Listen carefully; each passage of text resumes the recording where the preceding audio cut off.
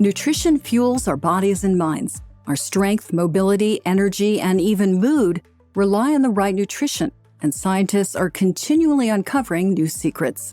Welcome to Nutrition Unlocked, the podcast celebrating innovations advancing the role of nutrition in health, sponsored by Nestle Health Science. In each episode, we'll talk to experts from around the world about the latest topics, and we'll bring you insights and discuss innovations that are unlocking healthier futures. Our host today is Dr. Krys Araujo-Torres, Head of Medical Affairs for Nestle Health Science in the U.S. Welcome back to Nutrition Unlocked. I'm Krys Araujo-Torres. Today, in honor of International Menopause Day, we'll be talking about a topic that is important to me both personally and professionally. We'll discuss what is menopause, what are its implications for our bodies, and how can we address some of these changes through nutrition and other non-pharmacological solutions. I'm joined by Dr. Felice Gersh, who is a renowned expert in women's health, particularly in the areas of hormones, gut microbiome, and circadian rhythm. She is the medical director of the Integrative Medical Group of Irvine, where she blends conventional, naturopathic, and holistic medicine to provide comprehensive health care for women. Dr. Gersh is one of the first dual board-certified integrative gynecologists in the United States. She is a prolific author and speaker, and she's dedicated to helping women achieve optimal health. Welcome, Dr. Gersh. Well, it's such a pleasure to join you in such an important topic. I'm so thrilled to have this opportunity. Oh, wonderful. Let's dive right in. Dr. Gersh, can you define for our audience what is menopause and how it affects women's bodies? Sure. The word menopause is really a little bit inappropriate for what's really happening, but it has a definition. It is 12 consecutive months without any vaginal bleeding. And I say vaginal bleeding because if someone starts bleeding after 11 months, what does that mean? We would consider that suspect in my gynecology world. So it's an arbitrary definition, and it really puts the focus on menstrual periods, whereas what menopause really is, it's about ovaries, and it's about the declining function of ovaries and the production of what I call those vital life hormones, estradiol, the estrogen made from the ovaries, and progesterone. So the definition of menopause really doesn't do justice to what's happening in the female body. The effect on periods is just one effect that's happening with the fluctuation and decline in hormones. And the reality is that we need to really put the emphasis on what happens when these vital life hormones from the ovaries decline and then ultimately disappear and have no production and no supply coming from the ovaries for the rest of the body. So this is really what menopause should be talked about, the loss of these vital life hormones. That's very interesting, Dr. Gersh. So talk to me a little bit about those specific hormone changes. How do they also affect other changes in metabolism or in body composition? How do they affect women? Well, it becomes really obvious when you make this leap of understanding, which as an obstetrician I made many decades ago when I was delivering thousands of babies. And that is that all of the female body, every organ system is really optimized for reproduction and survival when you have optimal ovarian hormones. And it's really essential to recognize that we talk about now pregnancy being the ultimate stress test for women. And in order to be successful with pregnancy, you need to have every organ system working optimally. And then, of course, if you're going to be successful with reproduction, you need to live and reproduce multiple times and raise all your children so that they get to be old enough to have their own babies.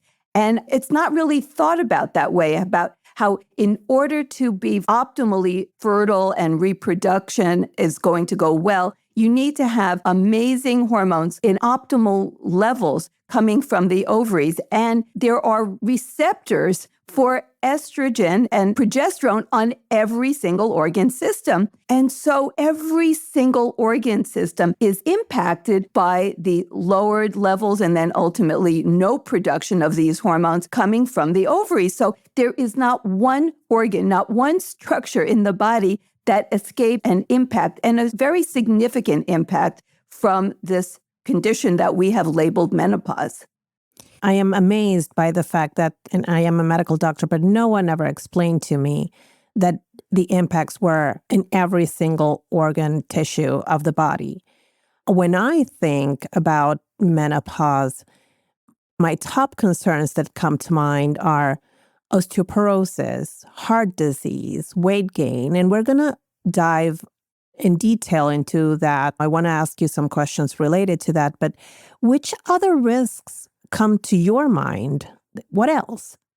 Well, you're 100% right in that those are like the main focus, cardiovascular changes and bone changes. But when you look at what's going on, there are receptors, as I said, on every organ and everywhere.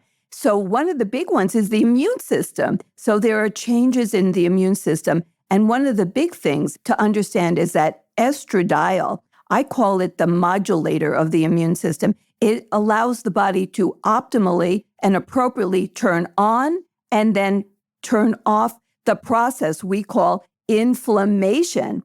And when you have adequate levels of ovarian-produced estradiol, this whole system works perfectly. But when you don't, you end up having a pro-inflammatory state. And somebody very smart coined this term, you may have heard of it, called inflammaging, the inflammation of aging. Well, that's actually related to loss of estradiol because you have this connection between the hormone and the immune system. So you have this underlying state of inflammation, and that underlies all the like we call the degenerative processes. In addition, another area that doesn't get much focus is the gut microbiome, which, of course, the gut microbiome is now like really trendy and everyone's talking about it. But what doesn't get talked about is the fact that every woman, as she goes through the menopausal transition, is going to have an alteration of the gut microbiome, the population of trillions of microbes that live in the gut. And that's like a really big deal. And then another thing I want to point out that almost never gets talked about is the circadian rhythm, the master clock that sits atop the optic nerve in the hypothalamus of the brain has receptors for estradiol and estrogen. And so without that, you end up living a life of jet lag. And most people know what happens with jet lag. It's not a good thing. You're more having like depression and sleep problems and weight gain. All the things that you were referring to are really related to having loss of this circadian rhythm. Well, our bodies are beautiful and complex, and it's amazing to me how we are, as you were explaining at the beginning, designed to continue life and have these pregnancies, etc. But I want to revert back to a positive tone. What do we do? What can we recommend women during these periods? Because we are going to transition into this decline of hormones, and we are going to experience some of these effects. So let's focus first on bone health. What do you typically recommend to your patients to do about bone health in this period of life when they are entering menopause? Well, I'm so glad that you mentioned bones, because bones are one of the few organ systems, the musculoskeletal system with the focus on the skeleton, that actually gets attention. And it is so critical. In fact, a lot of people don't even know, I bet you do, of course, but most people don't know that the bones are not just about structure. They're actually another endocrine organ. They make a hormone, osteocalcin, that actually works with the brain for cognition and actually helps with glucose regulation. So bones are really critical organs. And the sad thing is that over 50% of women will have an osteoporotic fracture in their lives. And when a woman breaks a bone, and I don't know, do you have any women in your family that have had fractures? I mean, my mother had fractures. My aunt had fractures. It's so common. Is that something that you've experienced in your family? My mom, who is no longer with us, but yes, she did. And it comes to my point that this was something that was not talked before. There is still disinformation, but we have made a lot of conversation about menopause now compared to years past. Well, actually, my mom really died as a direct result. It's like a lot of times it doesn't even go on a death certificate that it was a fracture because something else happens, like pneumonia or something. But it's sort of like the beginning of the end when this fracture occurs because of pain and immobility and so on. So it is important. I always say the first way to help a problem is to recognize what's causing it and the severity and the implications. So understanding the critical importance of healthy bones is number one. To that end, there are things that we can do that we must talk about.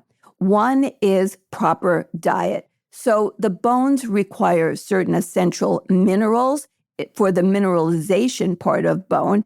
And in addition, the part of the bone that often gets forgotten, because most of the focus is on the minerals and the crystalline structure of bones, but also it has a protein matrix. So adequate protein as a woman ages is really, really important, and really high quality protein, much of which can actually and should come from plant-based protein sources, not really as much animal as most people think.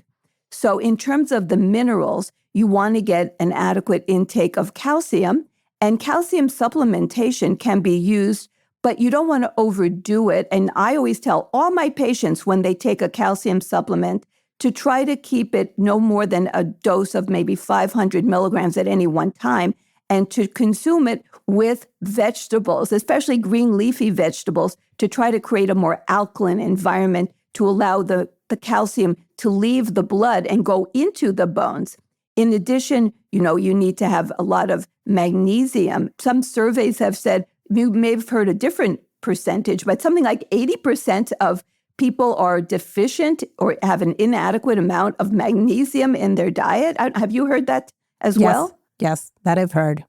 Also because magnesium is related to other aspects of health, so it's become so relevant. Oh, magnesium has over 700 reactions that it's involved with in the body, so magnesium is amazing. Then there are a lot of trace minerals that are also required for proper bone health and proper bone structure. So it's so important to have a great variety of nutrients in the diet, and then to take a good supplement. Like I usually recommend like a multi-mineral for the trace minerals, as well as taking extra calcium. And then, of course, that vitamin D that seems to be involved in just about everything in the body these days, and certainly for bone health. And none of us seem to be able to make enough vitamin D from sunlight exposure. And we don't get a lot of sunlight exposure. Like I'm sitting in a room right now that has no windows. I'm not sure about you, but I know I'm working during the day. I'm not like sunbathing. So most of us do need a vitamin D supplement in our lives.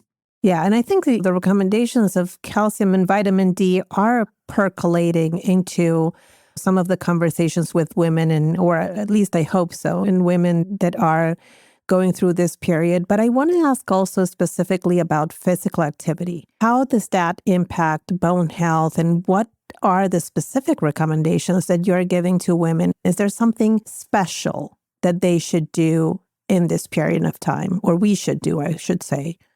Absolutely. Well, we're in that population. I know I certainly am. And in my office, I actually have a gym. I know that's not typical for a medical office, but I have a fitness specialist. We actually do a fitness assessment. Oh, love it. And create exercise prescriptions. So we are huge. Oh my gosh.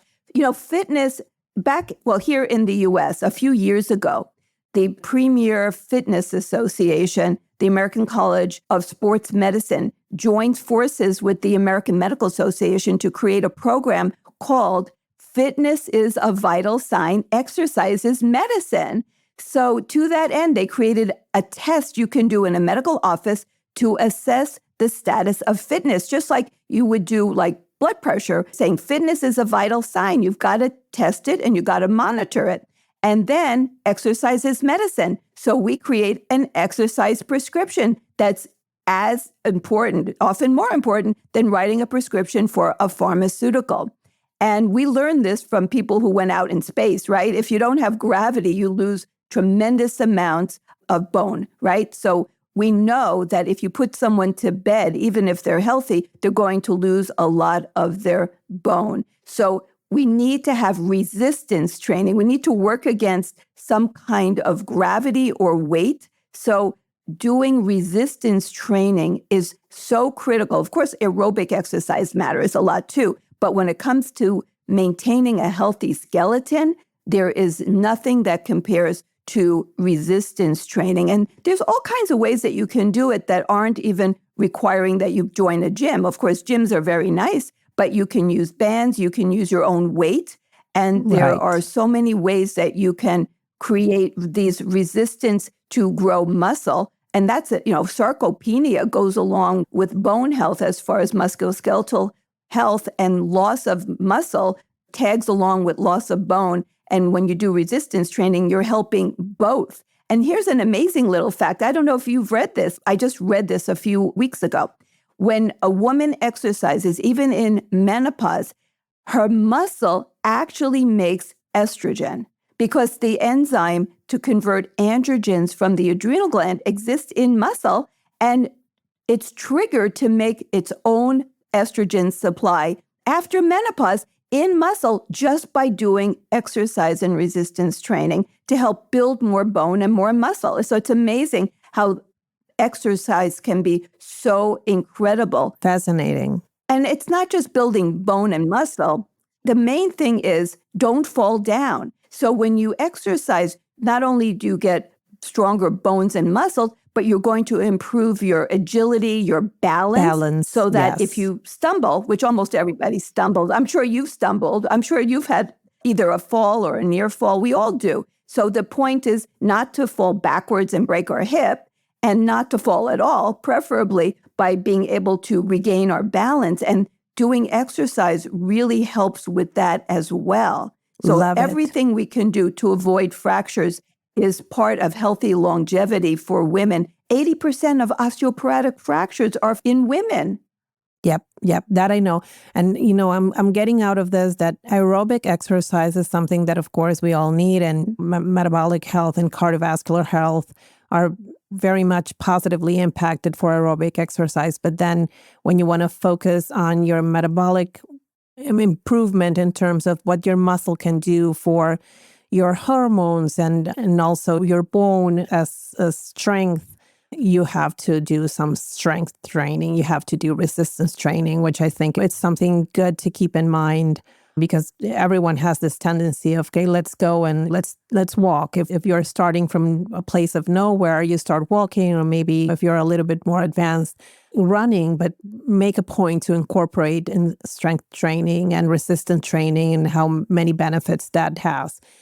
I'm going to turn us a little bit in the direction of menopausal symptoms, because I think this is a topic of much interest for many women. When I'm talking about the symptoms classically that we speak about, the hot flashes, the mood swings, sleep disturbances. And my question to you is, how can diet or specific ingredients, nutritional ingredients, play a role in managing or improving those symptoms? Is there a role?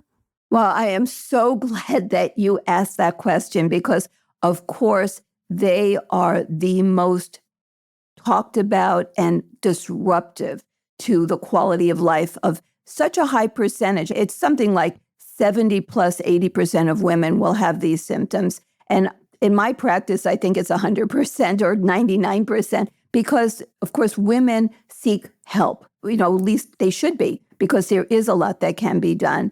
And it's all about the dysregulation of the autonomic nervous system, that the neurological system that controls all the things we don't think about, like our temperature, our pulse, sweating, our digestion. All of that is controlled through the autonomic nervous system. And the neurological signals are what we call bidirectional. So you have signals coming from the gut and the periphery of the body to the brain, and from the brain back. And so it's all involved in this autonomic nervous system, which becomes dysregulated. So you have this temperature dysregulation. So it really is about estrogen. So what can we do? I think it's amazing. I call it nature's gift to women. And that are the phytonutrients that are actually phytoestrogens that are in almost all plants. There's like a whole wide array of them. There are actually published studies. I don't know if you read about this a few years ago. There was a published study that showed that eating soy which is sometimes maligned, but organic soy is a very healthy food. So when you eat this like edamame, like organic soybeans, and you eat like a cup a day, that they were able to dramatically, almost completely eliminate night sweats and hot flashes in 12 weeks just by consuming the phytoestrogen that's in soy, which are the isoflavones. Well, it turns out that's not the only type of phytoestrogen in foods. That's just the one that got a lot of attention. But in seeds and nuts, there are the lignans, and the one that always gets the most attention are the flax seeds. Yeah, and flax seeds are great, but so are all the other nuts and seeds. And then, resveratrol, which has a lot of anti-aging components and also has been shown in the family called the still beans. That's what resveratrol is part of. That's like from red grapes and other fruits and vegetables, have been shown to also have a lot of benefits for these terrible symptoms, night sweats and hot flashes, that are not just disruptive to quality of life, but really because if you don't get good quality sleep, you're going down a path of a lot of poor health issues that are a consequence of deficient sleep states and all the problems that ensue from that. And then there are all these other fruits and vegetables like pomegranates, which have ellagic acid, which can turn into the urolithins. And then we have the quercetins, like from apples and onions and garlic. So it's really quite amazing what nature gave in the form of phytoestrogens. It's really important for people to know that they're not actually estrogen. You're not getting a hormone, but they can bind to estrogen receptors very weakly, but they can create tremendous benefits for the body. And it's just so amazing that most people don't even know this. So without being hormonal, they are helping you improve all those symptoms that are a consequence of your decrease in hormones, which is fantastic. Oh, absolutely. Because no matter what we do with hormone therapy, it's never the same as having a new 21-year-old set of ovaries. It's just not. And so we're not doing the same. It's not the same. And we need all the other tools in our toolbox. And this is one of the most incredible. Plus, not all women want to be on hormones. Everyone has personal choices and so on. And women who are in the perimenopause, like there are stages of menopause because it's really about the aging of the ovaries. So when you talk about the stages of this process, the earlier stages, when women may still be having periods, they may or may not be getting a little irregular, but even before the periods end, women can have these terrible symptoms of night sweats and hot flashes that precede the official so-called label of menopause, and they may not be ready for hormones at that point anyway, even if they ultimately want to be. So this, to me, 100% of women on or off hormones as another therapeutic modality, they all should be accessing these incredible benefits from plants by consuming a wide diversity with a plant-focused diet and all these different types of food groups within the plant realm, so to speak, to get all these incredible phytoestrogens and all the other things that come along for the ride, the fiber, which is so critical, and all the antioxidants, the minerals, the vitamins. It's just gifting health when you eat all these foods. Well, and you can tie the fiber to the microbiome that you were speaking before, but I'm taking the keyword phytoestrogens and keeping that for myself. Now let me do another bit of a twist of another area that is very important for women in this period in their lives, which is what happens with our weight. I don't think I have a conversation with a friend or a colleague in this time of life that is not, okay, what about my weight now and how has it changed? Or am I going to gain weight during menopause? What can I do to avoid it? So I translate that question directly to you. What can women do to avoid weight gain? Oh, my patients, they come in and they're so upset. Some of them are even trying to go on starvation diets, which is not a good thing. And they say that my body is morphing. It's not just the weight gain, which is bad enough when you get on the scale, but it's like the transformation of the physique. Like, what happened to my waist? The fat distribution, yes. Yeah, the muffin top. Like what's happening to my whole body shape here with the belly fat, right? And why is this happening is because estradiol, that's the estrogen from the ovaries, is critical for controlling adipose. Of course, adipose is fat. Adipose tissue, in terms of its own production of hormones, and adipose tissue we now recognize is not just about fat storage for energy, but it's an endocrine organ and makes some very critical hormones like leptin, which helps many things, but it controls appetite, and adiponectin, which helps with the ability to burn fat. And so this is all estradiol controlled. These incredible little organelles that are in cells called mitochondria, which have a number of functions, one of which is the creation of energy by burning fat. And so in order for mitochondria to work properly, this is also not really talked about enough, is that you need estradiol. Estradiol is critical for what's called the electron transport chain, which burns fat, and with mitophagy, like rejuvenation of mitochondria and getting rid of the toxic byproduct that's made when you burn fat, which is called superoxide. You need to have a certain enzyme work, which requires estradiol. So when you don't have enough estradiol, your adipose tissue doesn't have the proper function, and it ends up going to the midline and around the viscera. You get fatty organs. You can get fat deposits in the pancreas, in the liver, in the heart, in the muscle, in the bone marrow. And you end up with this really unfortunate lack of ability to create energy by burning fat properly in mitochondria. But what do we do? What do we do? So first you understand the problem, then you solve it. Well, one is to do the exercise that we were talking about. Okay. And incorporate more aerobic as well. So exercise will help lose the fat that's deposited. This has been shown. You can help lose the fatty deposits like in the liver. Okay. That's now called metabolic steatosis. And in addition, you can do, of course, a very healthy diet. That is so important that you incorporate the phytoestrogens. All of these things are going to replay, and avoiding all of the chemicals that act as what we call diabesogens. They actually alter the metabolic function of the cells and make things even worse. So we want to have a lot of fiber. So another thing is that fiber and exercise and the phytoestrogens help the gut cells to make that critical little peptide that's talked about now a lot, GLP-1. And which helps with appetite regulation, fat burning. So you mean our endogenous GLP-1? Yeah, the one that you get in a shot, that's not really GLP-1. That's called an agonist. So that's a mimic. Right. I'm talking about our own, yes, the beautiful body working the way it should. And that requires fiber and exercise and phytoestrogens. All can help to trigger the production of GLP-1. And one of the things that doesn't get talked about enough is what's called resistance starch. That really helps you to make more GLP-1.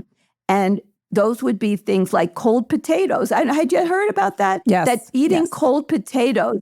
Yeah, you have in our little circle, but not everybody else knows that. And it has to be cold. So you'll take the little organic, the little purple or the red potatoes, and you steam them. And then you make them really cold. And then you can add a little vinaigrette, chop up some other vegetables, and have this cold potato salad, and it actually will help you to lose weight. Who thinks about that, right? It's so amazing that nature can do that. There's so much to know. It is like the magic of using food as our medicine. Oh, another thing. Oh, have you heard of time-restricted eating? Yes, I have. Sometimes people call it intermittent fasting, time-restricted eating. So over the 24-hour time, if you start putting most of your food into the morning hours, like the first half of the day, and then you eat much less as the day progresses, and try to have a little dinner as early as possible, and have at least 13 hours of fasting. It doesn't have to be much more. 13 hours is like a sweet spot from dinner to breakfast. And don't skip breakfast. That is a cliche that it's such an important meal. Yes, I do. My mom always told me like breakfast of kings was, Yes. kind of the most important meal of the day. So breakfast of kings has stayed with me forever. Yeah. And so many people get confused and they think that the best time to fast is in the first half of the day. And then they start eating like 2 o'clock in the afternoon. You've just missed your window when you are most insulin sensitive. So everything is on the circadian clock. And it turns out that insulin works best in the first half of the day. And when you eat the same food in the morning, your glucose will rise less and your insulin will rise less when in the morning when you eat it than if you eat it late in the day. And insulin, which is a vital hormone, you can't live without it, but one of its attributes, one of its functions is the creation, production, and storage of fat. So we like to think we women are multitaskers, but one thing you can't do is burn fat and make fat at the same time. If you have high levels of insulin, I can guarantee you'll be making and storing fat. You're not going to be burning fat. And so you will have less insulin, less glucose levels. They won't be as high if you eat more food in the first half and less in the second half and have that fasting. Yeah, so I'm getting some themes of the importance of certain foods. There are specific nutrients. And when we started the conversation about bone health, we talked about the minerals and calcium and magnesium and, of course, the vitamin D. Then we moved into the conversation about the symptoms with the phytoestrogens, the fiber, the impact on the microbiome, the possibility of time-restricted eating and what that means for your hormones and your insulin and glucose management. So there's a whole suite of things that can be done in this time. And I want to end our conversation in a very positive note, because one thing that I do think it's extremely positive about this time is that it triggers for many women to visit their healthcare providers. And with that, I do think that it comes an opportunity to optimize our nutrition, to promote our overall health. How do you approach these visits and these patients? How do you try to implement these many changes? Well, I try to meet people where they are when it comes to lifestyle changes, at least if you're heading in the right direction, like eat breakfast, try to get rid of the foods that are low in nutrient density. And I also include a lot of mind-body practice because we didn't talk about stress. I mean, we could talk all day, about the topic of menopause. But women, as they get into menopause, tend to have more anxiety. Even if they've had no prior issues with mood issues at all, they double their chance of anxiety and depression. And so stress just becomes a really big thing. So I do emphasize that they incorporate some sort of mind-body practice, nature walks, guided meditations. You can do massages. I go through everything in the book. Even it's called laughter yoga. Just laughing, it triggers the vagus nerve and makes you calmer and happier. And then you are much better at controlling your appetite. I help women to understand that they are going to have some changes in appetite control and what to expect. And then I really try to get them to take, if necessary, even just baby steps, like start by doing a little bit of squats, something simple that is going to help your legs be stronger, holding on to a cabinet so they don't fall down if you're not that stable. Practice standing on one leg. These are all little things, but squats, standing on one leg, getting up and down out of a chair without holding on to the sides, just doing it many times will really make your legs stronger. And that's a big muscle mass group. Yeah, just doing some small weights, say even 2 to 5 pound weights for your arms that you can just have in your house, and you could be work out your biceps and triceps while you're watching television that they can do. Try to get them to eat that big, healthy breakfast of kings, like you said. Your moms always seem to know best, right? Like your mom told you to do.